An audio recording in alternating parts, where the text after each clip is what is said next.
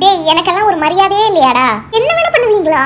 என்னத்துக்கெல்லாம் வாங்கி கொடுக்கறது? Chocolate project பண்ணி கொடுத்தா வாங்கி கொடுக்கறது, ரெக்கார்ட் புக்ல வரைஞ்சு கொடுத்தா வாங்கி கொடுக்கறது, அசைன்மெண்டோட ஃப்ரண்ட் பேஜ்ல பேர் எழுதி கொடுத்தா வாங்கி கொடுக்கறது. உடனே எதுக்கு நிக்கல் குந்தா விளையாடி கூடமா என்ன வாங்கி கொடுப்பீங்க? ஒரு விவஸ்தையில ஒரு ஒரு ஒரு ஒரு எனக்கு ஒரு ரெஸ்பெக்டே இல்ல.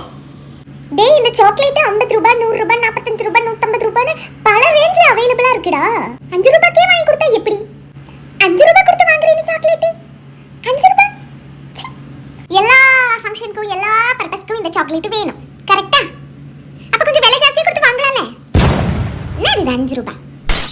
செல்ஃப் ரெஸ்பெக்ட், அதாவது சுயமரியாதை இருக்கிறவங்க கூட ஒருத்தவங்க வந்து ஹெல்ப் கேட்குறாங்க, நான் உனக்கு ஹெல்ப் பண்ண மாட்டேன்டா அப்படி தில்ல சொல்றவங்க கூட இந்த சாக்லேட் வாங்கி கொடுத்தா அவங்க வேலை வெட்டி எல்லாம் விட்டுட்டு விற்கமே இல்லாம மற்றவங்க வேலை வெட்டி பார்க்க போயிடுவாங்க. அவ்வளோ பவர் எனக்கு. பர்த்டேக்கெல்லாம் இந்த முட்டாய் வாங்கி கொடுத்தா என்ன வேல்யூ தெரியுமா? அதை தவிர இண்டிபெண்டன்ஸ் டே, ரிப்பப்ளிக் டே, எல்லா டேக்கும் வந்து நம்ம தான்.